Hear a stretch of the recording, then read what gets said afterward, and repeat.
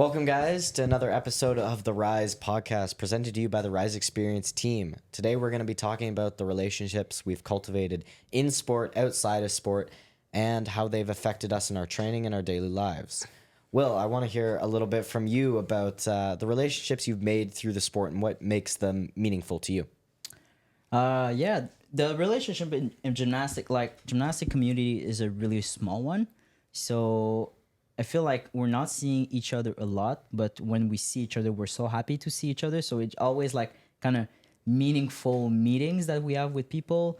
Just last week, I was in New York and I saw that Reese, the world championship from Ireland, was in there with his girlfriend. So I just texted him and was like, "Hey, do you want to grab a drink?" and stuff like that. So we did grab a drink. We talked for hours. It was the first time that I was really talking like a deep conversation without being after a comp. And it was so nice. It was just like, okay, we're living like a little bit the same lifestyle, but it's so different from one country to another. And then the moment I sat in the plane to get back to Montreal, this Simone Biles texted me, which is like, "You're in New York, let's catch up," and stuff like that. And it was like, wow, okay, it's like it's a small community.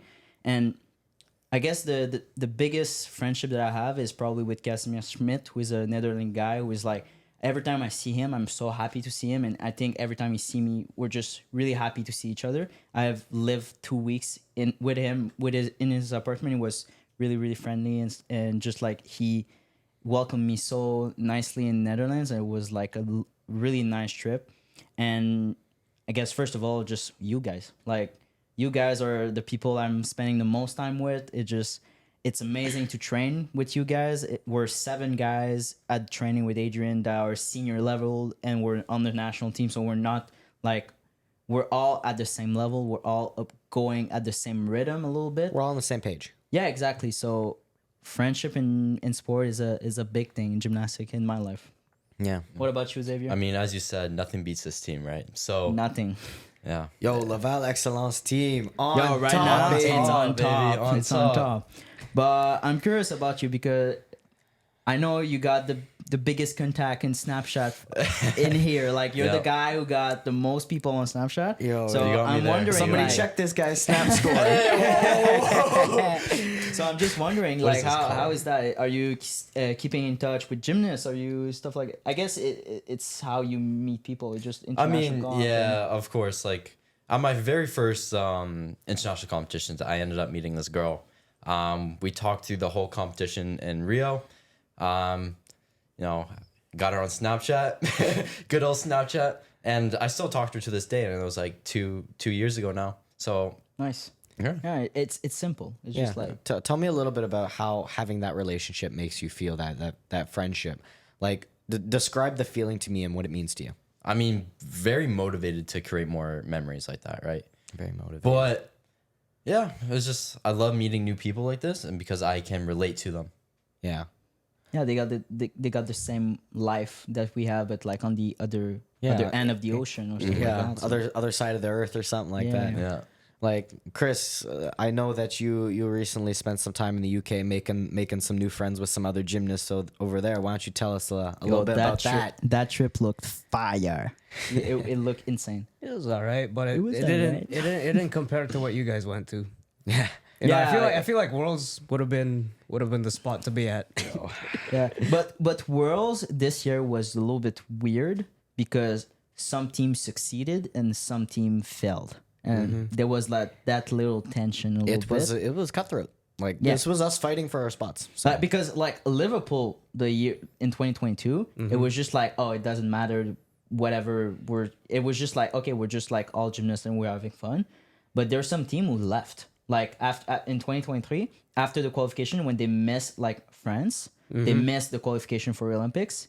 They're home. No, that's Olympics, a big and they just shot. they left. The day after they left. Yeah, they, 'cause, they, like, they were gone because The they Olympics gonna be in Paris, and were. Yeah, they're not gonna be there. they were heartbroken. Yeah, no, I mean, So Can't back to the imagine. trip. Back to the trip in yeah. England. So like, I went to the UK like a month ago, maybe 2. Went back to Birmingham. Stayed at Josh Nathan's place, That guy, Yeah. Great Yeah. guy. great guy. and how I went about it was very interesting because you guys were off at Worlds. I guess my boss because I still work at Mississauga. He's like, "Oh, why don't you think about like going on a trip internationally while you have some time off from Adrian?" And I'm like, "That's a pretty good idea." And we kind of landed on going to the UK because we kind of have a relationship with Lee Wolves, Josh Nathan's coach, who came to Toronto just to like Yeah, he teach had a the little, coaches little how to training coach. clinic type deal. Exactly. Yeah, we had some guys in there, and through that relationship and my previous relationship with Josh Nathans, who I met at one of my, I think, first international when I was like 16 in Texas. Oh, wow. You might have been there. Yeah, I was there. RD, And, whatever. RD's, Yeah, it's just RCDC, RCD. Ricky Dickey. Ricky Dickey, yeah. Yeah. I think it was a gymnast who died from Yeah, something. it was some Oh. mishap. I think some heart thing. And Yeah, and I think it was during a comp or something Yeah, like that. So they named a competition after. Yeah. it. Yeah. Oh, wow. Yeah, and it's a nice event. It was really a nice event, and I don't know if it's still going on, but before the pandemic, it was there. That's honestly a really nice thing that they named the competition after him. yeah. And anyways, Josh, he was friendly. I was more quiet, and I didn't know if we were like, we got on the same vibe. And I'm not too talkative. He's like all like hype and shit. So I really like him. So I kind of just shot him a message, and I'm like, "Hey, I'm thinking about coming to the UK." And I'm like, "Hey, you got a bed?" And he's like, "Yeah, no problem. Just come That's on it. by." I stayed there for a month too. Yeah. So And- it was but a I feel long like trip. gymnastic, it's like that. Like if you kind of know a little bit that person, you can try, and that's what I did with Casimir. I was just like, "Oh, I'm coming for a trip in Netherlands. Do you think I can train with you?" And he was like, "Yeah, you can stay at my place," stuff like that. And that's how I really like got friend with him. And Yeah. it's just like I Yeah, think yeah. gymnastic is like that. It's just it's a big community, and And it does everyone it want to does help. create a big bond if you live with someone, because like I did that throughout my year coming Yeah. to Montreal. I stayed at your place. I stayed at Kenji's. I stayed at Matisse's, and then I stayed more or less at Matisse's because it was a lot more simple. He was living alone. Yeah. And now I'm here with Jason, so it's for me it's normal. Yeah. But that's kind of very representative of the relationship I find gymnasts have with each other. Like Chris could show up in the middle of the night and text any one of us, "Hey, you got an extra bed?" And he would have no problem finding a place to stay. And that's what I love about our group right here. I know I can depend on you guys for Yeah. just about Yeah. Like everything. us as a group, we have a really, really great bond. And it's Yeah, really like in the gym and outside of gym. Like Yeah. the amount of time that we're here because we're recording podcasts, but the amount of time that we're just like chilling together, it's But I think that this podcast and everything that came before it and is coming out of it after I think it can all be viewed as a product of the relationship and the bond that we all have. And yeah. And we do But- have like prior like contact. Yeah. Going to like competitions together. Like I know you guys, even though you guys are Quebec people, and back then I was like, I can't speak French. Now Yeah. I can speak like 2 words. Like changement Yeah, d'heure. yeah, yeah. But the thing is, I wasn't speaking English at Yeah, that time. and Now I'm With that speaking. language barrier too. Yeah. I remember back then. Yeah. But I gotta say, guys, like my real motivation to do the podcast was Chris food before the podcast. Just like that's the main goal. so yeah, Just eating that good usually food. whenever we sit down to record a podcast session, we'll have a little team dinner, Dinner beforehand. before. And we'll all sit down, we'll help out with the cooking or the dishes after. And I feel like that has really helped make our bond what it is. Yeah. We're here and we're doing things families would do together. Exactly. Doing the dishes, it's a different bond. Yeah. Except you're the only one doing that the actually does the dishes, dishes. doing Adrian's conditioning, That's- doing the dishes, doing Adrian's conditioning, you know. Yo, we're all in conditioning. the mud together, you know? Yeah. yeah. Okay. What about you, man? What about your relationship with gymnastics and stuff like that? Man, like some of the relationships I've made through the sport have been absolutely incredible. Like I feel like every time I meet a new person, they add something to me as to me as a person. They add something to my character, my personality, my perception of life, my outlook on the world. And I feel like having those relationships through sport have really, really developed me into who I am today and who I will become. Yeah, and gymnastics events are a mixed bag of people who love the same thing, but it's a mix of cultures. Yeah. Like you're exposed to so many culture, and that's what I love about when I'm going to Europe, when Asia. I'm just like you're faced with culture, and you're just like, oh wow, okay, that's you. They're doing it this like that in here. Like it's just crazy. You gain new insight. Yeah. And I feel like gymnastics as a sport is really, really great for exposing you to different ways of thinking, different cultures, different ways of life. Yeah.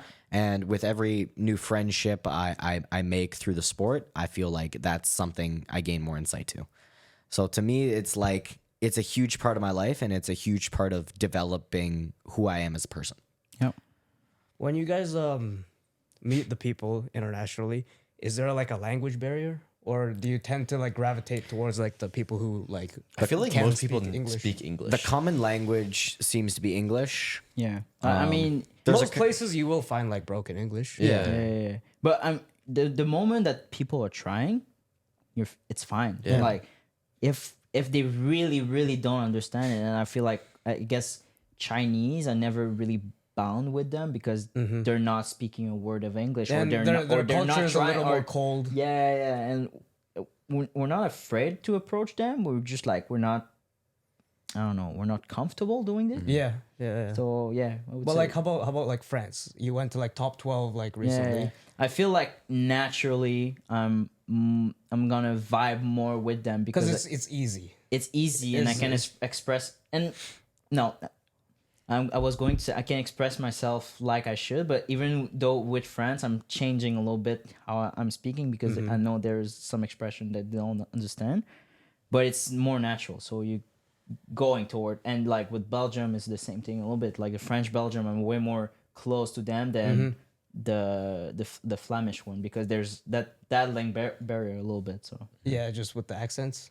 yeah, their Or accent a and- little cultural. yeah, tics. cultural, and just like it's their second language, it's my second language, so it's sometimes just like I don't know. Yeah. So Yeah. what about external than gymnastic? Well, I feel like there Because is- you all moved like me. I've been at my house like for my whole life. You all move from your house. Yeah. Like now you're in Montreal. He moved twice. so yeah. So Yeah, me and Xavier, we moved out about 6 months ago to come to Montreal and pursue the Olympic dream. Yeah. sir. And I feel like a lot of the relationships I had outside of gymnastics didn't make it through my move. So I had this one friend back home, and I would consider him a very, very good friend of mine at the time. Our relationship was, we were put in a very similar situation. We both got broken up with around the same time. So me and him were there. We were supporting each other. You know, we're going out to the bars looking for girls together. You know, we'd be staying up all night talking, playing video games, something like that to take our minds off it. And we got very, very close. We spent so much time together in a very, very short period. And when I decided to move to Montreal, I made the decision very quickly, and I told people kind of in an order. Obviously, I told my coach first. My family obviously knew first, but I told my coach first, and then I told my teammates, and then I slowly started to trickle down and tell my friends through the sport, and then my friends outside of the sport. And when I finally got around to telling him, he looked me in my eyes and he goes, "If you move to Montreal, we can't be friends anymore." rough. And I Rough. I remember just being like, what are you talking about? And he clarified like, "Oh, we're not gonna be able to be friends if you're in Montreal." And I'm like, At least he was honest. I mean, if that's how he felt, Yeah, some I people appreciate just the can't honesty. do long distance relationships. But I was like, man, if that's really how you feel, okay then. And then I got my best friend, who I maybe call once every like 2 weeks to catch up a little bit here and there. We both kind of make an effort to stay in touch. But when I go back home to see him, I've been home once since I moved. When I go back home to see him, it's like nothing's changed. Like at all. And that's how it's supposed to be. Yeah. Like I find that the friends I make within the sport are often way more understanding than the ones outside of the sport. But I feel like you have to have some different circles. Yeah, Like definitely. like Will, like tell me a little bit about like the different groups that you roll with on an occasional basis. So I really have like 3 circles of friends that never really mix them because they're kind of, I feel like they're 3 different kind of people, and they're bringing me a little bit of balance. Like they're just bringing me a little bit of balance in my life. Like we're all pushing, and then when I see those guys or like having a normal life and stuff like that, it just first it's kind of reminding me why I'm pushing, because I don't want their life. I love them, but I don't want their life because they're having normal life. They're going to school. It's not for you. Yeah, exactly. It's a It's not simple for way me. of putting it. Or they're having like a job of 9 to 5, a classic one that I don't want. So it's kind of that. It's reminding me that. And secondly, it's changing a little bit my mental of gymnastic. So it's helping me to, when I get back in the gym, just refocus, and I'm just like, okay, I got my little 12 hours off. Yeah. Go back, focus, get in the gym and work. Well, like when I was back home at the end of Friday training, you know, it's been a long week. I'm gassed. I got one more in the morning. I'd go out and I'd hang out with this group of friends, and it just so happened that we're all big into cars. So we'd go and do something car related. Yeah. We'd go to a car meet. We'd go watch the new Fast and Furious or something. Or we'd get together and we'd watch videos of turbo noises, like something like that, because that was something that we all shared. But we all led very different lives. Like you got me, who's a professional athlete, full-time gymnast in university. I had one friend who was only doing university. I had one friend university and work, one friend with 3 jobs. Like we all had very, very different lives, and our interests outside of that very much so differed, but we all shared one thing in common, and it's what allowed us to bond over. Yeah. And then you're kind of exposed to different ways of life, and it kind of deepens your understanding for other people. And like you said, it's like a little break from what we're pushing and driving so hard for. Yeah. What about you guys? I know that you moved twice, so I guess some friendship got loose in those Yeah. movements a little bit. I was originally from Vancouver. It's always going to be my home. I love you guys, but I'm not particularly in love with Montreal or Why is Toronto. that? For you're Numerous a reasons. West boy. You're I am a West boy. Coast for Yeah, life. yeah, yeah. Shout out to like my West Coast homies. Facts. LBC. Yeah. So what about friendship? Did you lose people during your moves and stuff like that? I'll say one thing that the real ones stay, Facts. Yeah. and the fake ones they go away. Like which one of your friends recently got married? Devi, Devi. Devi. How often do you talk to Devi? like at the wedding. Yeah. Like you talk to him how much, and you're still invited to this guy's wedding? Yeah, because like if you spend so much time with someone together, and especially in gymnastics, it's very common. When Frank left from Vancouver the first time, it was me. So Frank was your coach at the time when you were in Vancouver, right? Yeah, correct. Okay. It was me, Devi, and Kai that all kind of like stick together. The rest of them kind of like dissipated. I still have them as very good friends. Like we haven't really lost too much out of that. It was just unfortunate that we had to kind of go our different paths. But Devi was like the big one. He was the oldest. He was my role model. He's the one that I looked up to like a lot. He's a really nice guy. Like He is very nice. I love him. I don't know him a lot, but I feel like he's a really, really nice guy. Yeah, and he was there at like one of my darker times. Lowest. Yeah. So lowest. So he's a he means a lot to he you. means a lot to me, obviously. Yeah, that's a simple way to put it. But like, I want to hear from Xavier. Like, you were telling me earlier in a little discussion we had before we started recording that me and you have very, very different experiences with relationships when we moved. Because for me, it was more so people breaking off the relationship or friendship or whatever it was with me. How was it for you? I felt I was the one breaking off from them.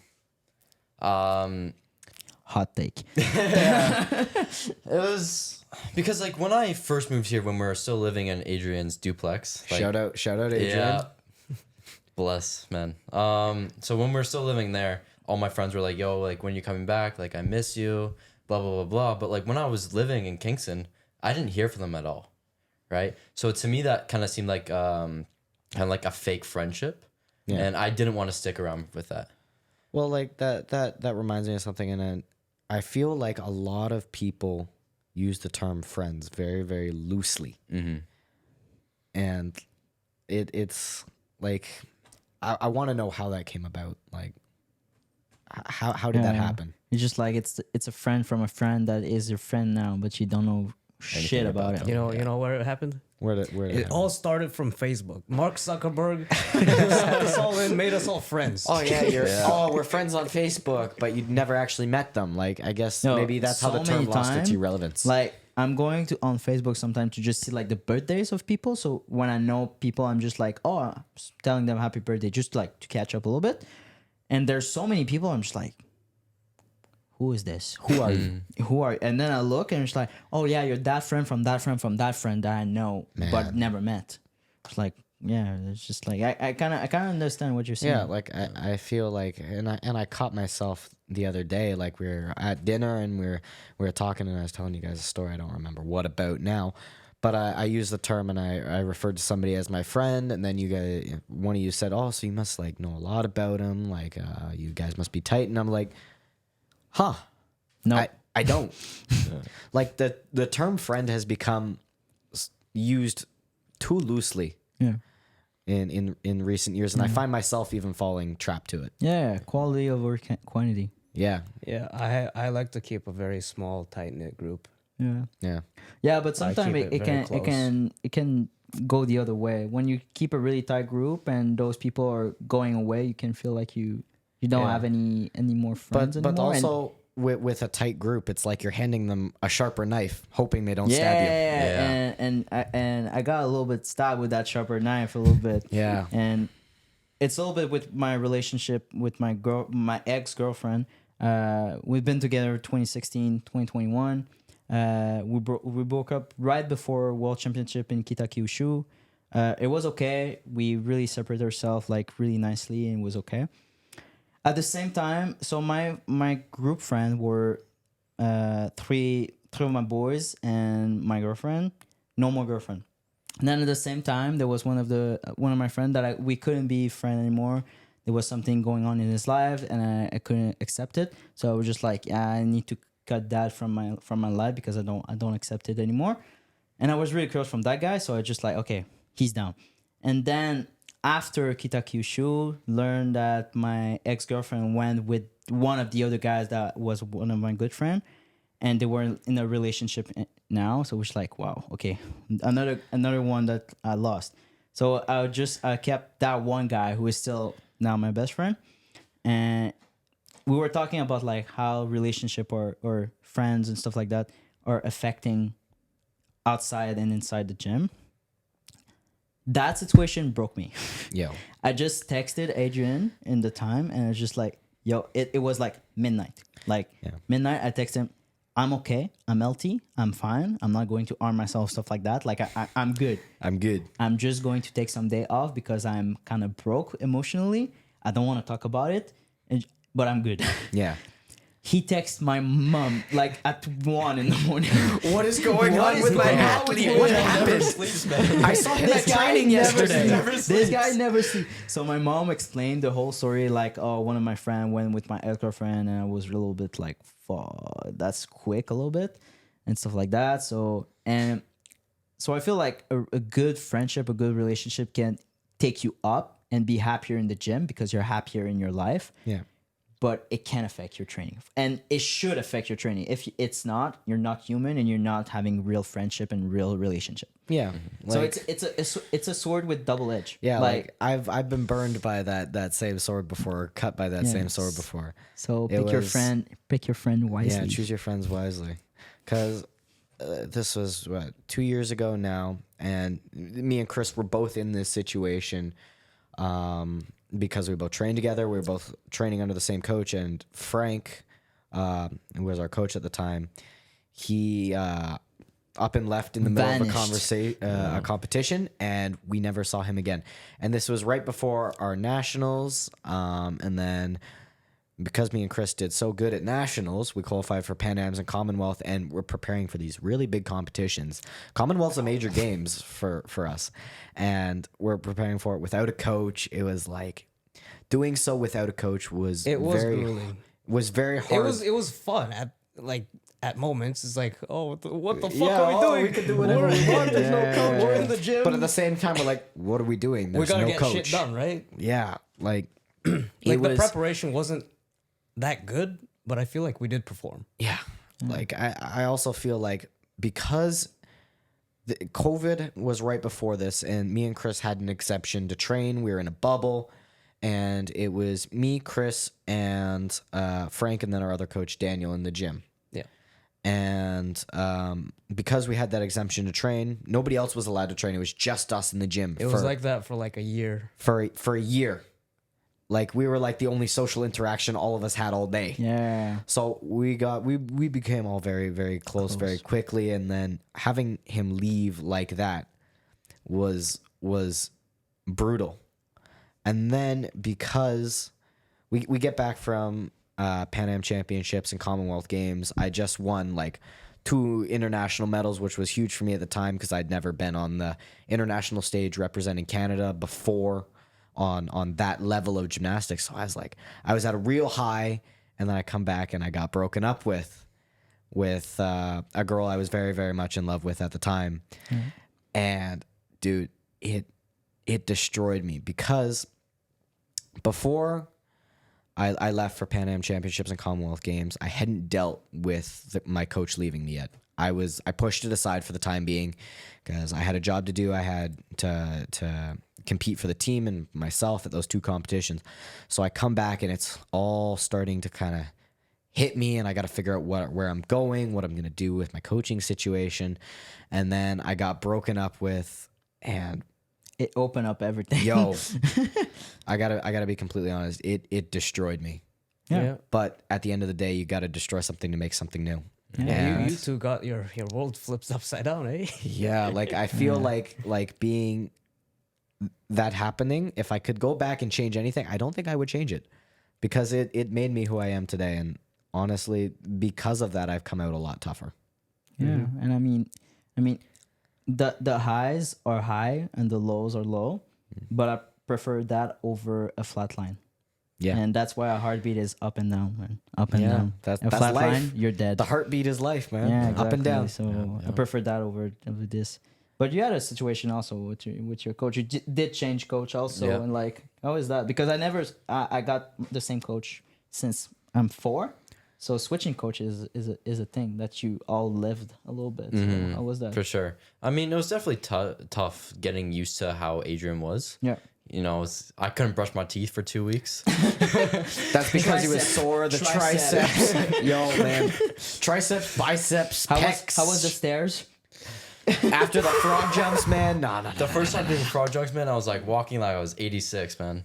Like I couldn't function.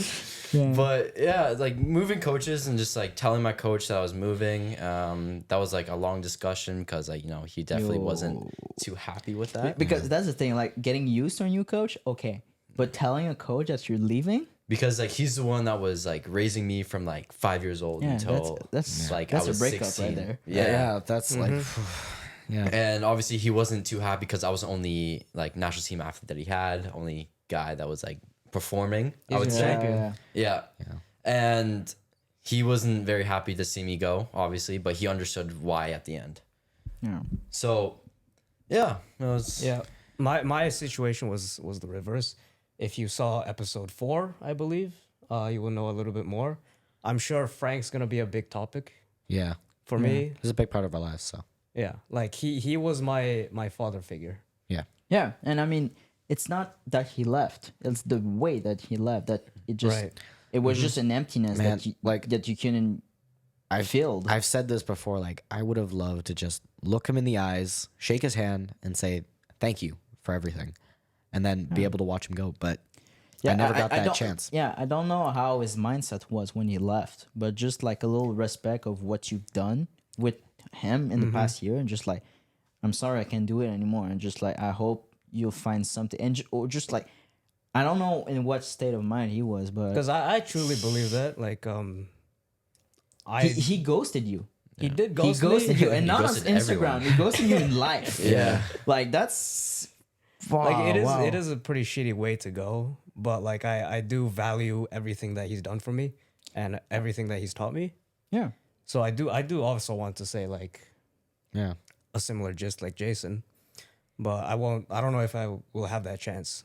Yeah. So I already kind of cemented that, and I'm like I'm fine with that. But And I try and find- that's nice. At least And it didn't end right, but you know that he did a lot of stuff for you Yeah. in the past, so that's a good thing that you know that. Yeah, I'll just take away whatever I can. But And on that note, I have experience with Frank leaving because that happened twice. The first time, Wow. the reason why I moved to Ontario, were there. yo, I missed him. But I mean, like that situation was a lot more smooth. Yeah. because he lost his the lease on the building that we trained in, so he had to move gyms, and he was like kind of thinking about different places, and he ended up going to Mad Jack's first, yeah. and we had to dissipate from that club. And then, like I said, it was me, Devi, and Kai that went to Vancouver Phoenix and trained there for a little bit. I ended up not liking it too much, so I moved back with Frank to kind of Train be with with him him, train again. with him, because we had a goal. We had like a goal to go to like the Olympics. Yeah. And that's what I kind of feel like with Adrian now. So like the transition is pretty good. They have very similar like coaching styles, Eastern European, Eastern European. little hard, but still Fair. understanding. Yeah. Fair. Hard Fair. but fair. Fair. Yeah, exactly. Almost not too fair, but it's okay. But I like it like that. There is one thing that I wanna know from you guys, and it's how do you guys go about cultivating these relationships, like these friendships, these relationships that you have with others. Like how do you go about it? And Xavier, I want to hear from you.